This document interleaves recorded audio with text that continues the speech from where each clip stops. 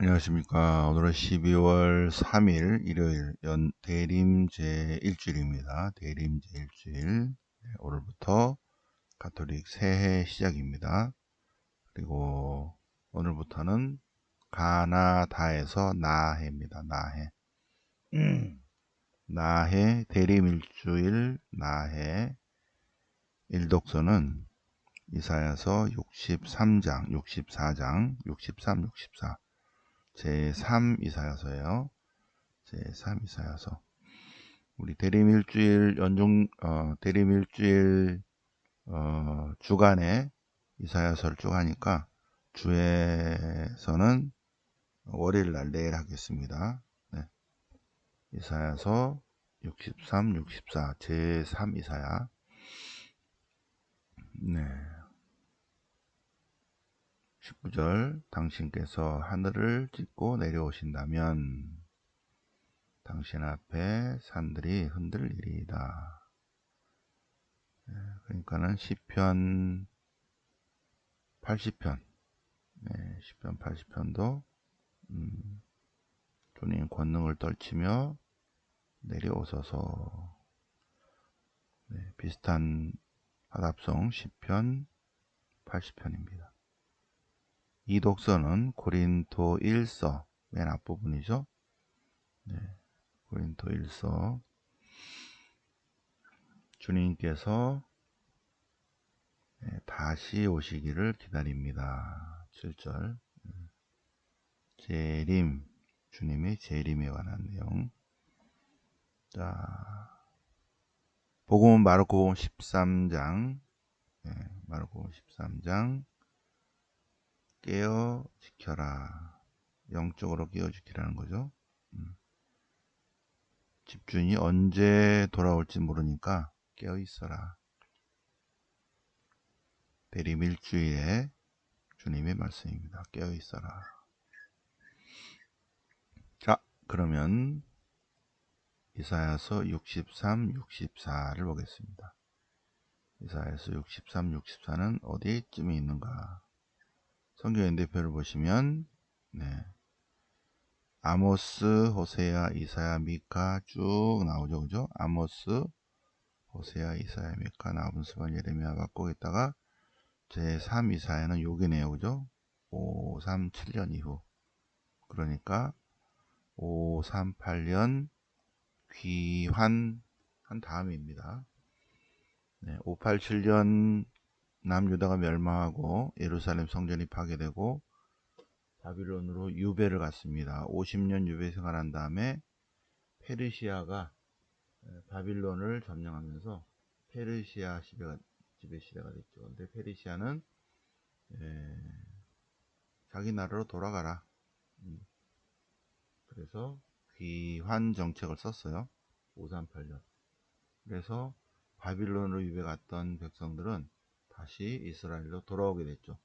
물론 3분의 1만 돌아왔지만 538년 귀환 이후 예언자가 제3 이사야 예언자입니다. 제3 이사야 56에서 66 56에서 66 제3 이사야서 56에서 66인데 여기는 63, 64예요.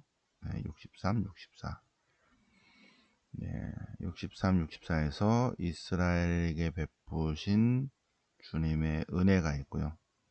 자비를 구하는 기도가 있습니다. 주님, 자비를 베푸소서.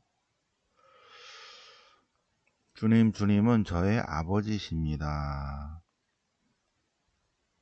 아버지십니다. 주님만이 저의 아버지시고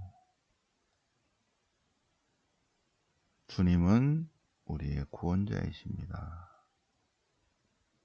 그런데 어떻게 이렇게 저희 마음이 굳어져서 당신을 경외할 줄 모르게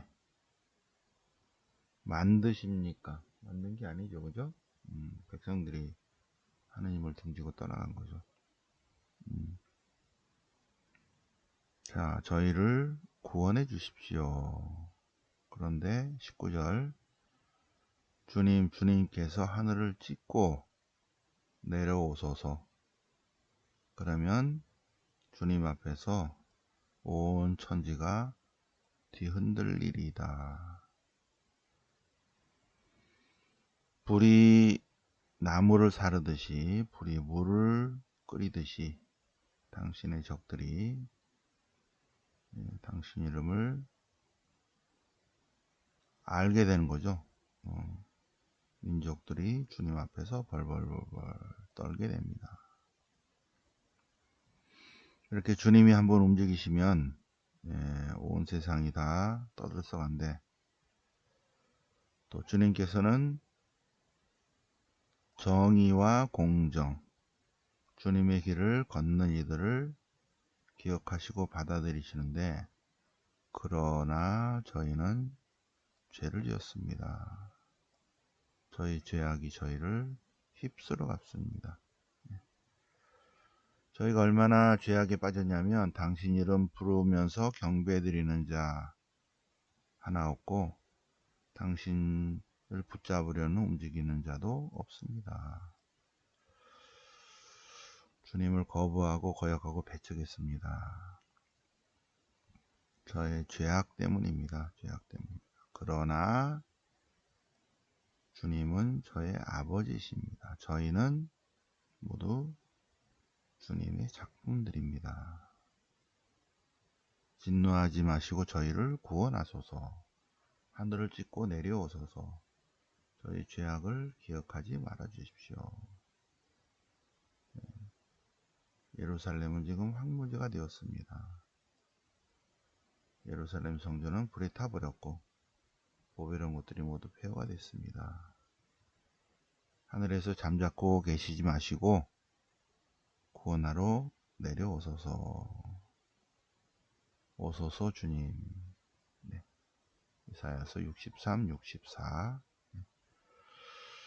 자, 시편은 시편 80편. 시편 80편은 시편집 제3권. 시편 80편. 이스라엘의 목자시여 귀를 기울이소서. 당신의 권능을 깨우시어 저희를 도우러 내려오소서. 당신 얼굴 비추시면 저희가 구원되리이다. 저희를 다시 일으켜 주시고 당신 얼굴을 비추소서. 만군의 주님, 제발 돌아오소서. 하늘에서 굽어 살피시고 하늘을 찢고 내려오소서. 15절 그죠? 네. 저희가 당신에게서 떠나가지 않으리다. 살려주소서. 저희를 구원하여 주십시오. 비오니 당신 포도밭을 찾아주십시오. 나는 하늘을 찢고 내려오소서 하는 내용과 연결되는 시편 80편. 비오니 당신 백성을 찾아오소서. 당신 포도밭을 찾아오소서. 네. 자, 복음 1독서 독서는 고린도 1서 1장 맨 앞에 부분이에요. 인사. 네. 하나님께 드리는 감사. 여기서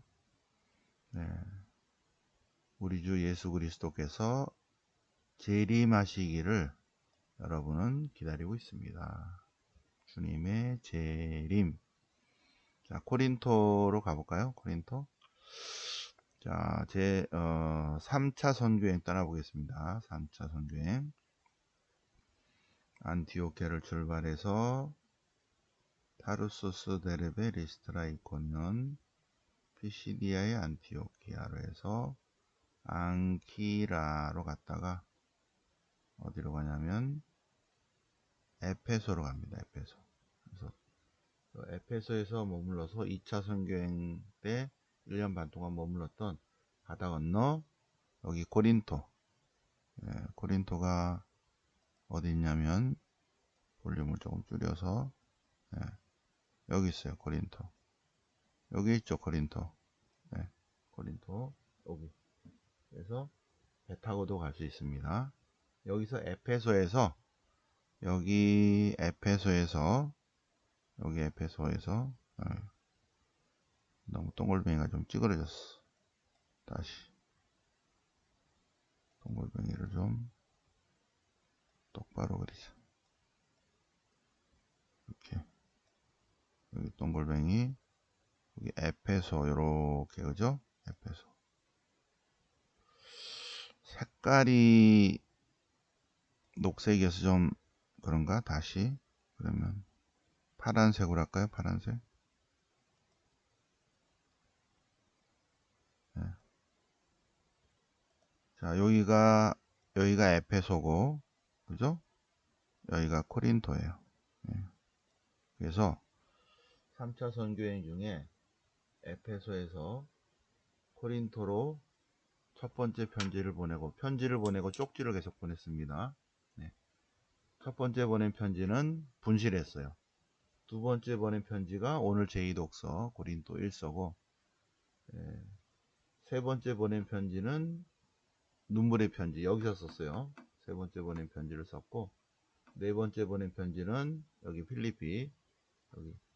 필리피라 안 하고 마케도니아라고 그랬는데, 제 생각에는 여기에 머물렀던 것 같아요. 필리피. 그래서 첫 번째 편지 분실, 두 번째 편지는 고린도 1서, 여기서 세 번째 편지 보내고 다시 올라가서 네 번째 편지를 여기서 보내는데, 세 번째, 네 번째 편지가 합쳐져서 고린도 2서가 됩니다. 그리고 순서가 바뀌어 있어요. 네. 코린토인들에게 보낸 편지입니다. 네. 네, 코린토인들에게 보낸 편지를 보니까 거기서 이게 두 번째 편이죠. 네 개에서는 두 번째 편지. 자, 코린토인들은 예수님 안에서 어느 모로나 풍요로워졌는데, 예, 그리고 여러분들은 예수님께서 다시 재림하시기를 현재 기다리고 있습니다. 잘하고 있습니다. 고린토인들에게 보낸 편지를 계속 보낸 이유는 고린토 교회의 분열 때문에 그래요. 분열이 일어나지 않게 하십시오. 분쟁이 일어났다는 것을 소식을 들었습니다. 예. 멸망할 자들에게는 십자가에 관한 말씀이 어리석지만 구원받을 우리에게는 십자가는 하나님의 힘입니다. 네. 십자가에 못 박히신 그리스도를 선포합니다.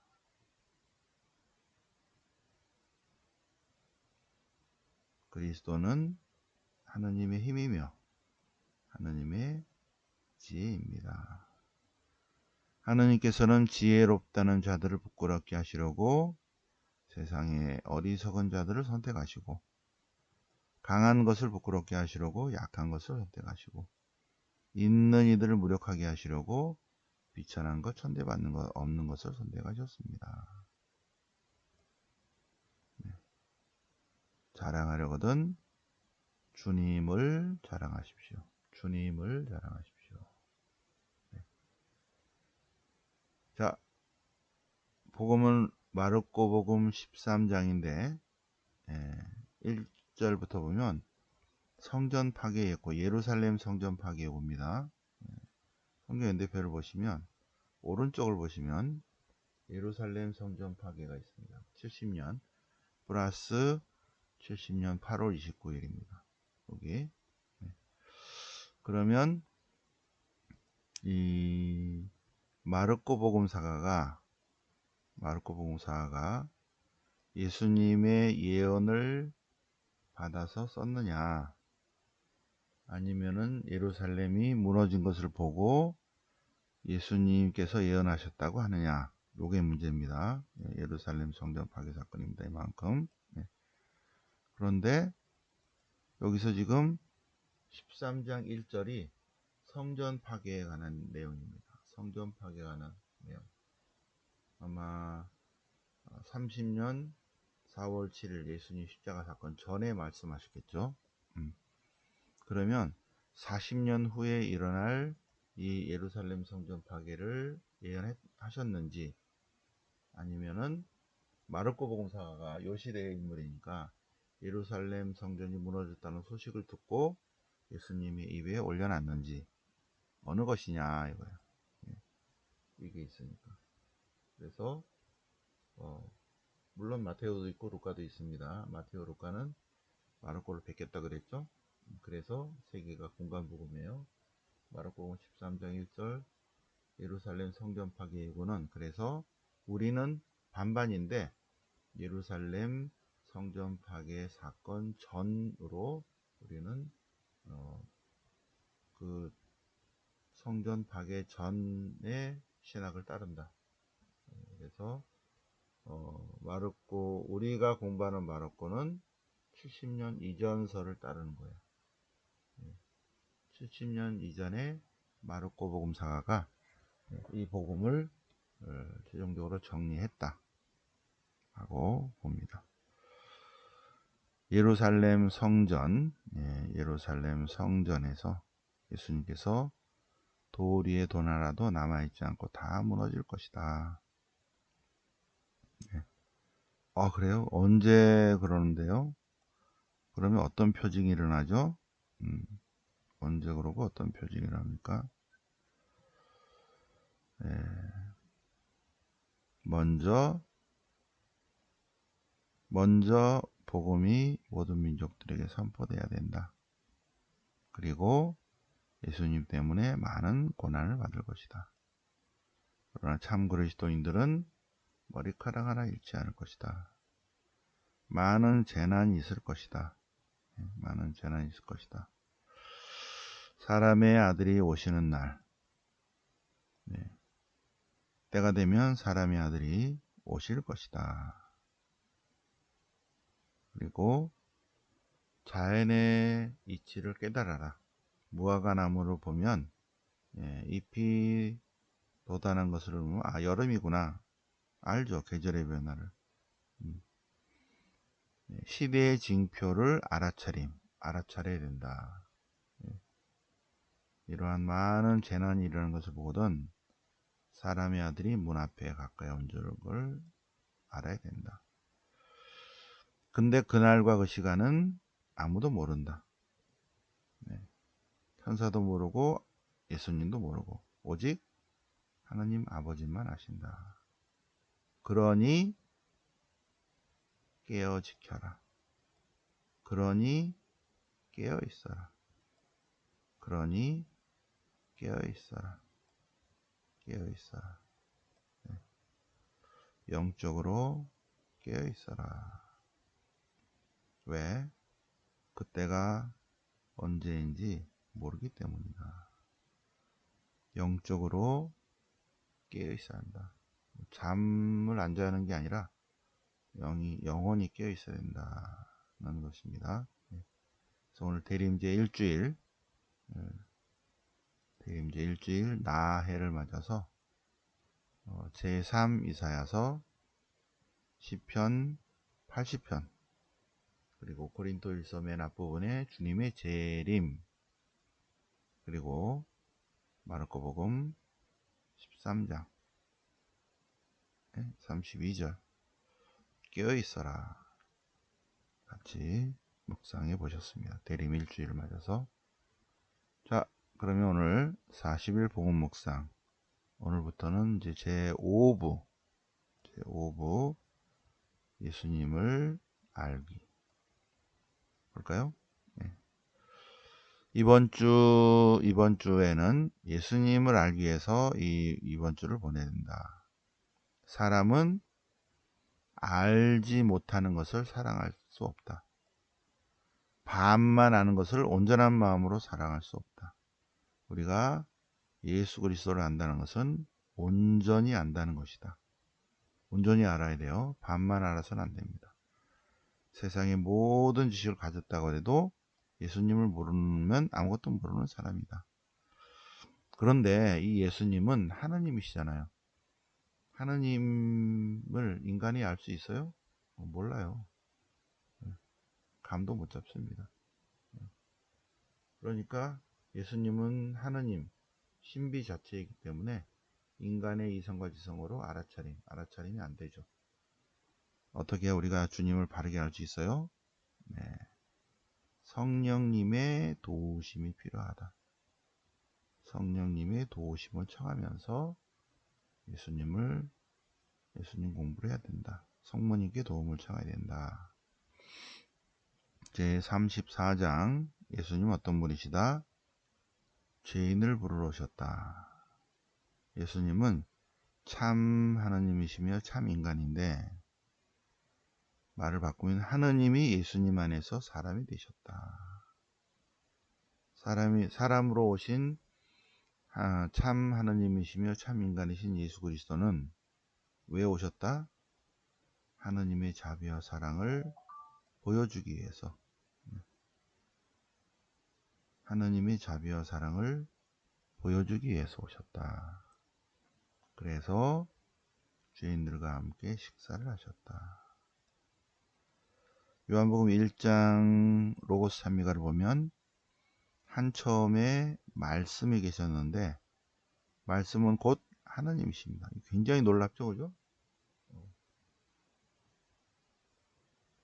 90년에서 110년경에 편집된 요한복음서는 최종적으로 1장을 맨 마지막에 편집합니다.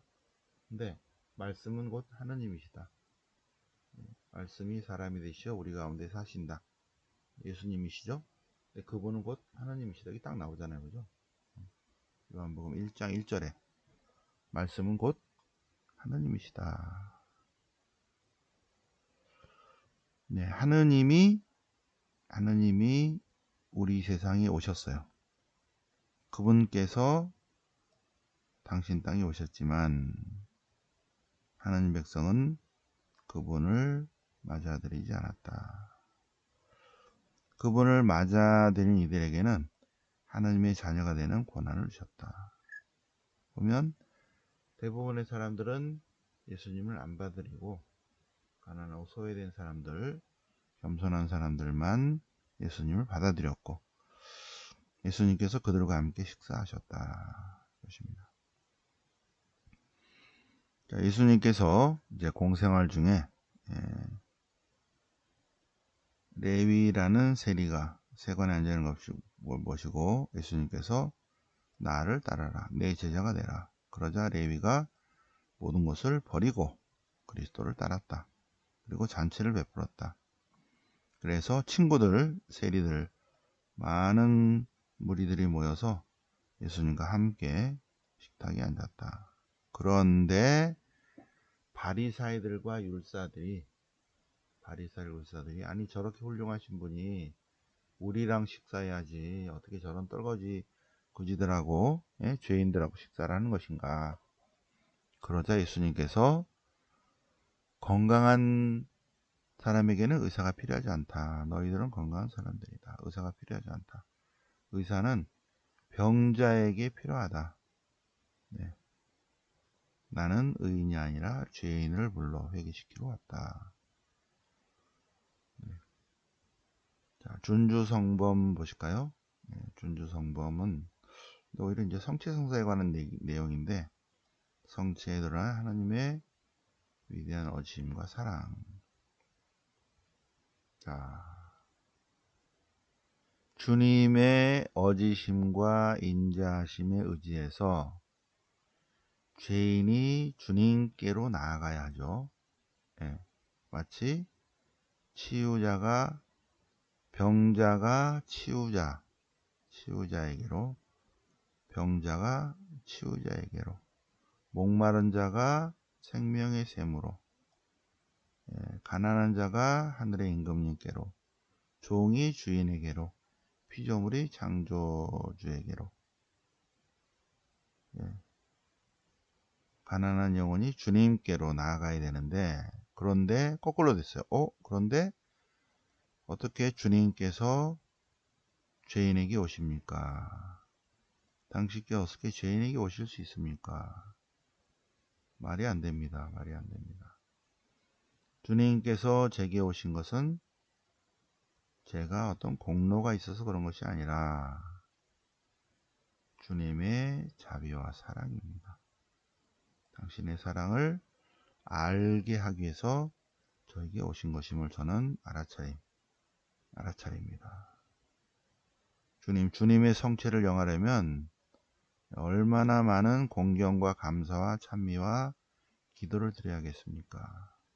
그런데 제가 아직 다 안 끝난데, 네, 주님께서 성체와 성혈로 저에게 다가오십니다. 어찌 해야 되겠습니까? 저희가 어찌 해야 되겠습니까? 저희가 할 수 있는 것은 저희 자신을 오로지 낮출 뿐입니다. 낮출 뿐입니다. 네. 주님께서는 저희들에게, 죄인들에게 천상의 양식, 천사들의 빵을 주십니다. 주님께서는 하늘에서 내려와 생명을 주는 당신의 살을 저희에게 내어주십니다. 이게 얼마나 빛나는 것입니까? 얼마나 감사하고 찬송해야 되겠습니까? 당신 자체를 양식으로 내어놓은 성체성사, 그 잔치는 얼마나 좋고 즐겁습니까? 주님께서 말씀하시자 모든 것이 이루어졌고 주님께서 명하시자 모든 것이 그대로 됩니다. 참 하느님이시며 참 인간이신 주 예수님, 주님께서는 빵과 포도주의 형상 안에 온전히 계십니다. 주님께서는 부족함이 없으시대도 성체성사로 저희와 함께 하시고자 하십니다. 마치 예수님 당시에 예수님께서 죄인들과 함께 식사하셨듯이 예수님께서는 2000년을 뛰어넘어서 성체성사로서 죄인들과 함께 하고자 하십니다. 그리고 저희가 이 성체성사를 거행할 때마다, 그리스도의 성체를 영할 때마다 구원의 사업이 계속 이루어지고 있습니다. 주님의 모든 공로에 참여하게 되는 것입니다. 네. 성체성사, 미사 참여는 곧 2000년 전에 하느님 구원 사건에 동참하는 것과 같다. 그리고 우리가 예수님을 기억할 때 우리의 기억 안에 주님이 현존하신다. 그래서 우리가 예수님을 기억하면서 성체성사에 임하고 있습니다. 우리는 미사 전에 계속 이 구원의 신비를 묵상해야 합니다. 그리고 구원의 신비를 묵상하는 것은 묵주기도죠. 묵주기도. 그래서 미사 전에 묵주기도 하는 것은 정말 은총입니다. 은총. 네. 그리고 대부분 6시 미사인데 6시 미사 전에 우리가 4시 반에 이렇게 새벽반 공부하는 것은 축복이죠. 그죠? 하나님의 선물입니다. 네. 미사 전에 2시간 전에 일반 본당 미사요. 본당 미사. 이렇게 미리 우리가 이렇게 영상으로 온라인으로 공부하고 있고 시공을 초월해서 미국에서도 보시잖아요. 그죠? 네. 자, 그래서 구원의 신비를 묵상해야 된다. 대림제 일주일을 맞아서 오늘 독서와 복음 또 40일 복음 묵상 우리 같이 새벽반 공부를 보셨습니다. 네. 자, 그리고 오늘 12월 3일 프란치스코 하비에르 축일이지만 주일이 더 세니까 대림제 일주일 이번 주부터 이제 2024년 시작이 됩니다. 월요일은 월요 성경 있습니다. 사목서간 디모데후서와 디토서 그리고 데살로니가 2서 공부하겠습니다. 12월 7일은 미사를 통한 치유 피정 있습니다. 그리고 9일은 공동고백이 있겠습니다. 네, 자, 오늘 12월 3일 대림제 일주일을 맞아서 말씀 공부 새벽반 공부해 보셨습니다. 네, 영광이 성부와 성자와 성령께 처음과 같이 이제 항상 영원히 아멘. 성부와 성자와 성령 이름으로